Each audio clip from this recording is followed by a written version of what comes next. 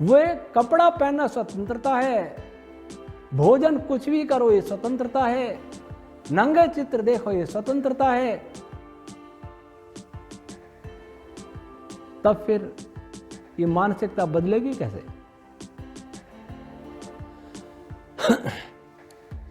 पापों की एक नदी बह रही है और इस नदी की बाढ़ आ रही है सारे देश में, सारी दुनिया में, और उस नदी में ऊपर से पानी आ रहा है क्योंकि हम ऐसा खा रहे हैं, पी रहे हैं, देख रहे हैं, पढ़ रहे हैं, सुन रहे हैं। जब तक उस पानी का प्रवाह नहीं रोका जाएगा तब तक नदी की बाढ़ नहीं रुक सकती है। आज बाढ़ रोकने के लिए बांध बनाने की मांग तो हो रही है,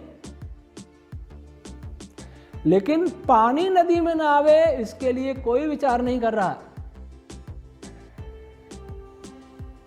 हमारे एक आदर्श था,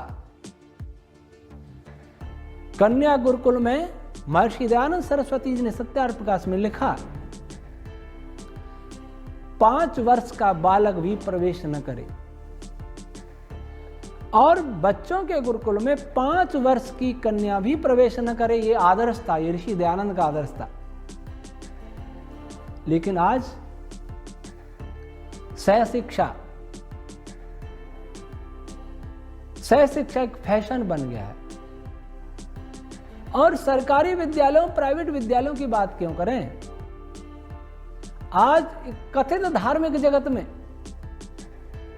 कथित धर्मगुरु, योगी कहलाने वाले, आध्यात्मिक व्यक्ति कहलाने वाले महिलाओं को ज्यादा सिखाने में गौरव अनुभव करते हैं, रुचि लेते हैं, फिर जेलों में भी जाते हैं। ब्रह्मचारी लोग जो नैष्ठिक ब्रह्मचारी की जिन्होंने दीक्षा ली है वो कन्या गुरुकुल चलाते हैं, शिष्याएं बनाते हैं। ऋषियों की मर्यादा तो इन्होंने ही नष्ट की है।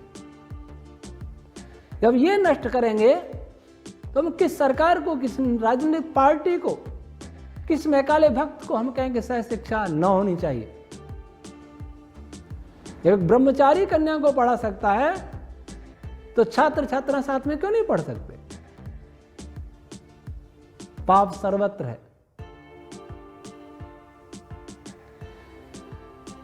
तो इस प्रकार महर्षि दयानंद ने तो यहां तक कहा, 8 मैथुन बताए।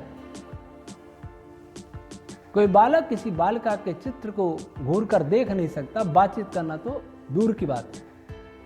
लेकिन आज क्या होता है ये सब जानते हैं।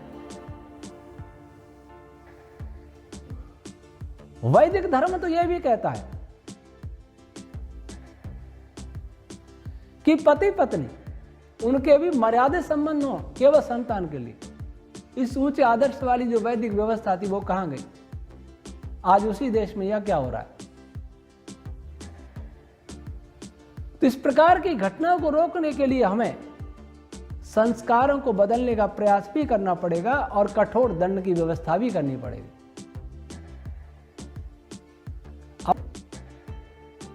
जो भी अपराधी हैं वो किसी के बच्चे हैं, किसी के भाई हैं, किसी के पति भी हो सकते हैं, विवाहित भी हो सकते हैं, अविवाहित भी हो सकते हैं। उनके माता पिताओं ने अगर उन बच्चों पर ध्यान दिया होता, अगर उनके खान पान पर, संस्कारों पर ध्यान दिया होता तो इस प्रकार की घटना नहीं घटती। और सरकारों ने भी, राजनीतिक पार्टियों ने, संविधानवेत्ताओं ने भी मनुस्मृति, विदुर नीति, सत्यार्थ प्रकाश, वेद आदि शास्त्रों, रामायण आदि के आदर्शों को लिया होता, इससे कुछ सीखा होता तो ये पाप नहीं बढ़ते।